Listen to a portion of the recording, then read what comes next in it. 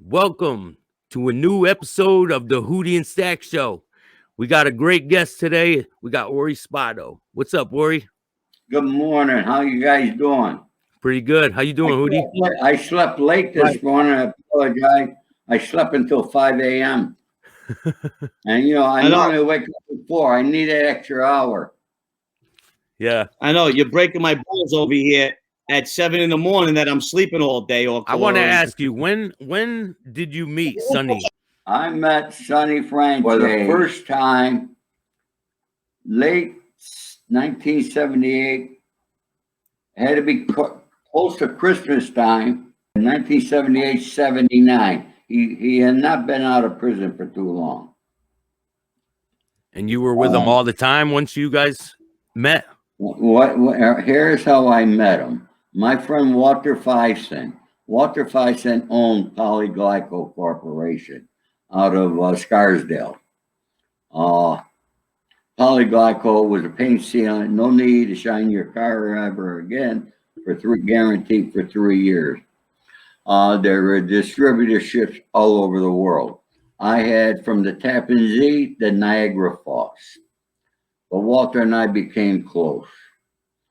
And Walter had a brother-in-law who also happened to be a brother-in-law, I think, or some sort of relation to Michael Franchise. And Walter wanted to help him out, took him from Florida and put him in Nassau County and gave him, Nassau, Suffolk County, gave it to him, the distributorship. And what they were doing is they stole warranties from the bottom of the packet from Walter's office. And they were selling a different product, calling it Polyglyco. Walter found out about it, did not know who Michael was, but Walter started getting death threats. By that time, I was in my condo in Florida, in Pompano Beach, and Walter also had a condo in Boca Raton. And he kept calling me up, "Hey kid, I'm getting these death." I said, "Walter, forget about it. Nobody's going to call you up and tell you they're going to fucking kill you." I said, anybody that knows anything or got the ability, they're just going to kill you and you ain't going to know about it. So then he called me up and he wanted me to fly into New York with him to close Victor Potomkin Cadillac. Victor was, I think the kids still got dealerships all over the place, but Victor was a very large Cadillac dealer, very dapper man. I think it was down on 11th Street was the dealership. So I flew in, had a meeting. We closed the deal with Victor, got in his limousine, went to Club 21 for lunch. You got to remember, it's the day before cell phones.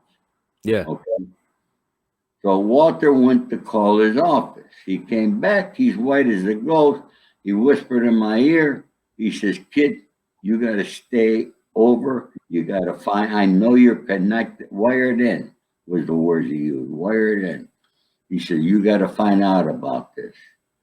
So Lou Perry, I called. Lou Perry was a casting director on 57th Street. First I called Frank Russo. Frank told me to call Lou. And Lou is the guy who discovered D. Martin Jerry Lewis. 1 second. Or is that the Russo brothers that have something to do with Iron Man, or is that another Frank Russo? Another Frank Russo from upstate New York. Okay. Okay. Frank was a lawyer, but he knew everybody throughout the country. And his father was the boss in upstate New York, way back. But anyways, You're saying about the death threats this guy was getting? So Lou Perry said, "Okay, let me see what I can find out." And he called me back. He said, "I'm going to pick you up at your hotel at 7 o'clock. And he brought me to Trattoria Siciliana on 2nd Avenue. It was owned by Sonny's son-in-law, Eugene, nice guy. As soon as I walked in, I mean, I could tell who's at the bar, where the FBI. It was just something that came natural to me. And Sonny was with his wife, Tina, Johnny, the daughter, Gia, His and first the daughter, Tina. and his daughter Gina. Gia. Now explain Gia. the difference Huh? between John and Gina, so people at home know about the Francis family. Explain the age difference between John and Gina. I Who don't was really you? know what Gia died of an overdose. Yes. I believe it was in Fort Lauderdale, Florida, in a hotel. And she was young. She was the youngest. She was the baby of the family. She was a very beautiful girl. Yes. Very beautiful. I've seen pictures. Yes, I heard you. And It was very beautiful. and so anyways, I sat next to Sonny, and Sonny's whispering to me. I'm whispering back. I explained the situation. He took my office phone number in upstate New York, and he took my phone number in Florida. And he said, I'll check into it. I'll get back to you. Now, in those days, Sonny never talked on the telephone. Yeah. And what happened was I was driving back with my, the gal became my second wife, to New York because I had to take over and run the 5 boroughs for polyglycol. Walter really had it messed up. He had, every dealer was paying a different price for it and so forth. There were problems with warranties. We had, shit, we were towing cars off the freaking bridges because we had those alarm systems we sold too. And when they got wet, the cars were going out on the bridges. But so anyways, I took 2 weeks to drive by. I mean, I was in love. And we stopped every place, 2 weeks. I had no phone. And I get back, I check into the Ramada Inn on Burstone Road in Utica, New York. And I had the valet bring my bags in, and me and my girl. And the phone's ringing in my room. Yeah. I figure it's somebody who checked out and they're getting phone calls. I answer it. It's my friend Tommy. He said, where the hell you been? He says, that guy in New York's been trying to get a hold of you for 2 weeks. Who, Sonny? Yeah. Yeah. He said, you got to call Frank. You got to be in New York Monday morning. I called Frank. Yeah. He said, where the hell you been? I said, so that's who was calling my office. Because every day I call in to see if there's any messages. And my secretary's telling me somebody calls you every morning. And when I say you're not here, they hang up. They won't give a name, nothing. Yeah. And that's how Sonny was in those days. But anyhow, so Frank and I went to New York, and Walter was had a lot of distributors in, was at the New York Hilton in the ballroom there. And we went to the Russian Tea Room on 57th Street before it opened up. And in those days, when you walked in the Russian Tea Room, Sonny had the first booth on the left. Jacqueline Onassis Kennedy had the first one on the right.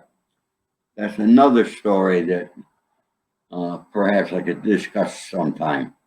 But anyhow, I had to go to the Hilton and get Walter. So we sat in the booth.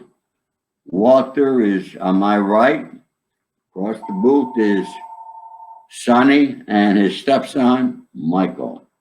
Lou Perry and Frank Russo on chairs in the aisle. I remember I didn't think Sonny was understanding the situation because this was really a legitimate business deal. So I tried to put it in street terms that he would understand. And I'll never forget, he looked at me and stared at me with the coldest eyes I ever fucking saw in my life. And he looked at me, he says, you're young. Don't think for one moment, I don't know what's going on here. Keep your mouth shut. And as you know, when you're at a sit down, you keep your mouth shut unless spoken to. And I tell you, I kept my mouth shut. Right. Well, everything turned out in our favor.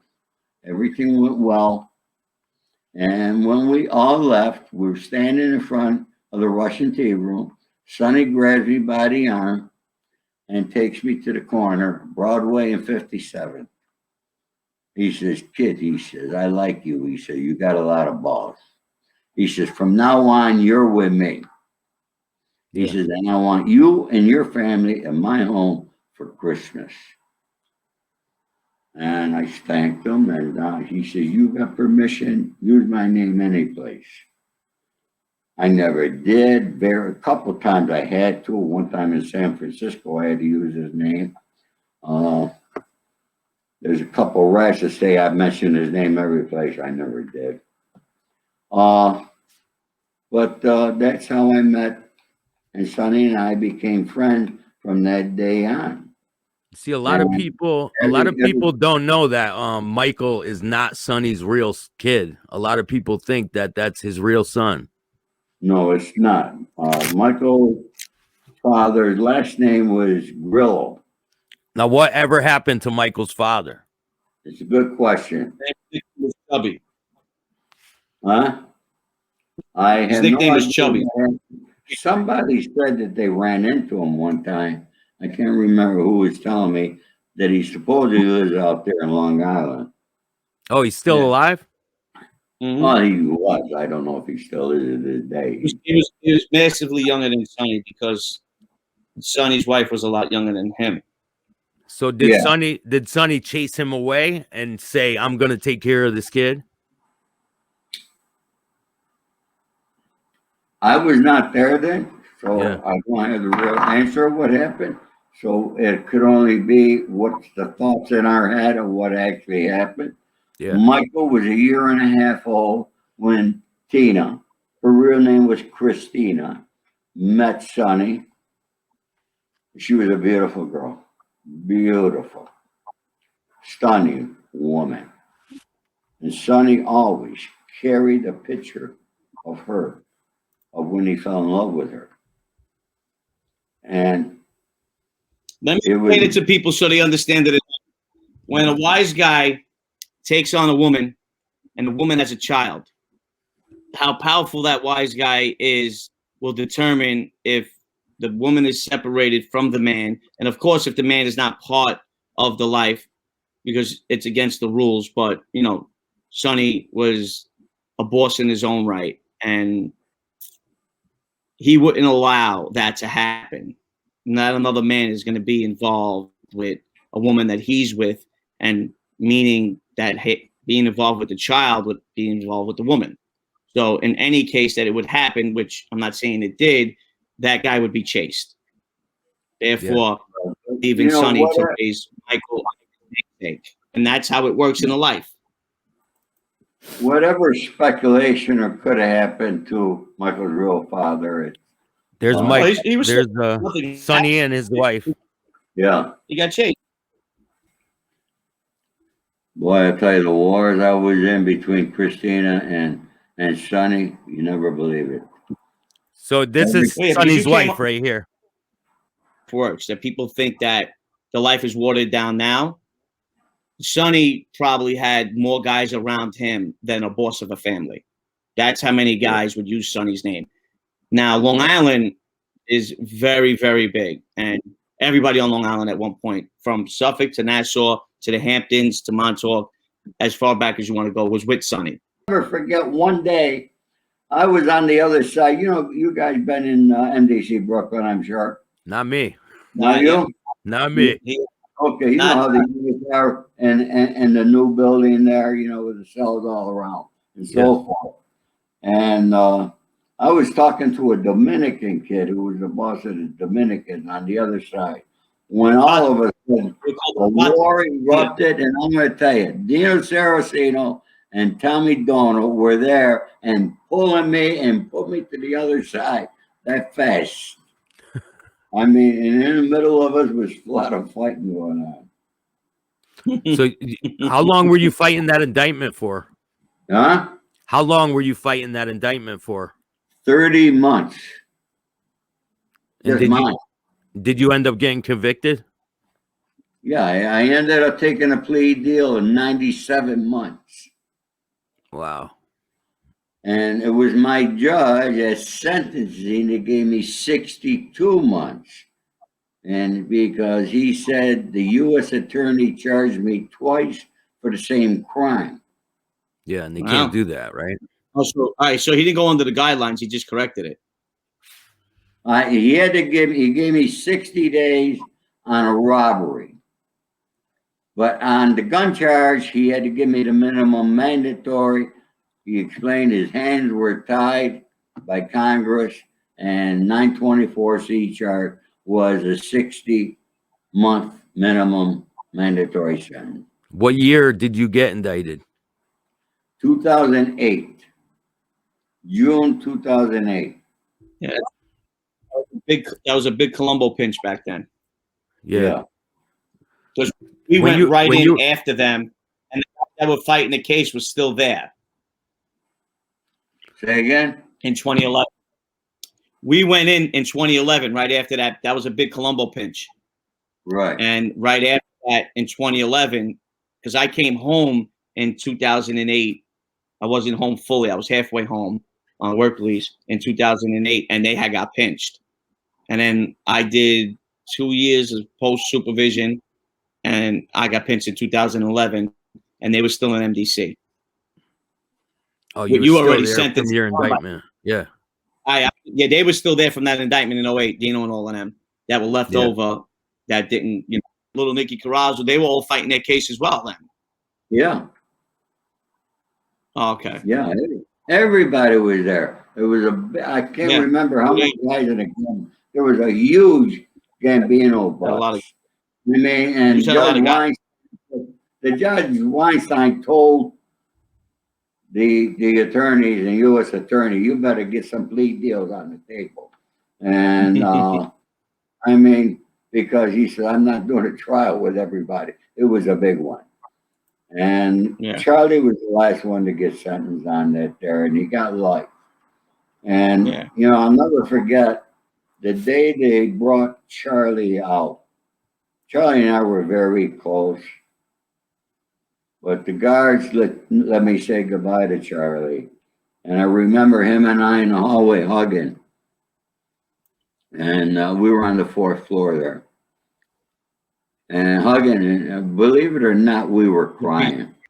I'm letting people know at home. I met him at MDC. I did not know him before that. I mean, I've been involved with gangs. I got out of the gang before I went to prison, and that's the reason why I'm doing this. I want to explain to people it's all treachery. People smile in your face, but right when you walk away, they're talking shit behind your back. They're plotting for your spot, and it's no good. It's no way to live, man. Well, one thing I could say, I have helped a few young men out, and I'm very happy about that there. Help them straighten out their lives. I give once a week, I do a short little business class, how to stay positive, how to achieve your goals in life. Yeah. And, because if you read my book, it's not about being a gangster. And a lot of people have interviewed me basically because of my business background, where in legitimate business, I was more successful in legitimate businesses than I ever was. Yeah, I made money. That's what a lot of people tell me. They say they were a lot more successful in legitimate business before they got involved with the life. And, and everybody was jealous of that. All the guys back in New York that I knew were very jealous. Of course, they want to bring you down. Once you're on top, other people that are lower than you want to bring you down to their level. Yeah, because you guys, your goals are the same goals as I have. Okay, none of us want anything to do with the life anymore. Okay. No. I live in a one-horse town. I don't want to be even near a fucking. We want to help young men, get educated, get a trade, be happy, have a happy life. Because trust me, that life is not good. I remember me and my co-defendant, Chris, listening to our discovery. And here I was, a guy in California, and they were jealous as hell. I'm the guy that I did all the entertainment for the Queen Mary, very famous ship located in Long Beach, California. I did the exhibits, Titanic, Russian, Bob Marley, Marilyn Monroe, did all these exhibits. And I was making over 20 grand a month doing that there. Legitimate money. They were very jealous. Yeah, and then right when you get involved with organized crime, they think that all that money came from organized crime and they want to take it all from you. Yeah, but the rules are legitimate business, you don't have to pay nothing. And I didn't. Oh, so you mean a tax to La Cosa Nostra? No, they didn't. Illegal earnings. They legitimate business. They changed the rules later on, Ori, but in the beginning, Cosa Nostra only got a piece of what you did illegally. They never took a piece of your legitimate business. So what? Now you're saying that after a while, when they couldn't make money, and we went. They changed that rule. Now they changed the rules. If you're in the life, it got changed years ago. If you were in the life, and it don't make a difference if it's bookmaking, if you borrowed money, you're no longer a civilian. That's it. You're an associate, no matter what, and they have to get a piece of your legitimate business because computers took everything over, gambling, right. Everything. That they wind up. If you had an established business, they very rarely went after it. But if you opened up a new business, they were automatically a 10% silent partner. Because, like you said, if you're a civilian and you're just in the area where, say, their area, right? You won't have to pay a tax if you're not doing anything illegal. Right. Now if you're Italian, other legitimate businesses got shaken down. Say if they're German or a different ethnicity, they would get shaken down for money. Yeah. One thing that I never did, extortion. Sonny used to they turned loaning money into being extortion now because nobody extorts anybody anymore. So now loaning money is an extortion charge, which has been for a while under the RICO Act, which a lot of people don't know that. That's under the RICO Act as an extortion. Yeah. I learned that years and years ago because I never shook anybody down unless they were drug dealers that's not, nobody was going. I mean, if you got drug dealers going to the grand jury, God bless you. But no, like legitimate shakedowns, no bookmaking shakedowns, things like that. But so when I seen under the RICO Act extortion, it was, and this was a lot of years ago. It's considered when you take juice on money, you're extorting a person because of the interest rate so high. They should arrest the people at the bank then. That RICO goes along. First of all, it took them forever to nail the RICO Act down. The professor in upstate New York that created the RICO Act had it sitting there for so long that one day Giuliani said, let's just send these agents up there and, let these guys and these lawyers and these AUSAs figure this thing out and maybe we can use it. You do know. And that's how it happened. And then Richard Nixon, the professor said that in the law, all right, to try to combat drugs. We know that didn't work. You're right. That professor. Yeah, I got married. Cornell, was he out of Cornell, was it? Yeah. That professor that wrote it. And it was the professor said Giuliani is the one that used it and started breaking it down. He took it to Washington and says, I can handle our problem here. And the government said, good, so it don't got to be ours. And they let him handle it. Yeah. And there goes Rico. All right, man. I think we're good for today. But is there anyone you guys want to give a shout out before we go? Ori? I just want to thank everybody. I want to thank you, all your followers. This is a great show with great people, and I'm doing whatever I can do to help you gentlemen out. I'm here for you. As long as we're all on the same page here, and our beliefs and our thinking. And I love you guys. Thank you, man. Ori, thank you for coming on again. And we got big news to announce tomorrow night. Oh, yeah. And make sure you tune in. Ori, I'll have you on the line. It's on the night show with Hootie and JC, and we're going to make a couple big announcements that have to do with me and the show, and I think everybody at home will be happy with that. She finally has arrived, and Ori's one of the people to thank for that. Get to that on the Hootie and JC show, but we're going to have a good friend of Ori's on tomorrow night on the Hootie and JC show, and tomorrow afternoon we're going to be doing Miss Cantrell on Dixie Mafia with Hootie and Staxx. And Ori, thank you again. Yeah, I want to thank Ori for coming on, and everyone out there, go get Ori's book, Accidental Gangster. I'll leave a link in the description. And until next time, man.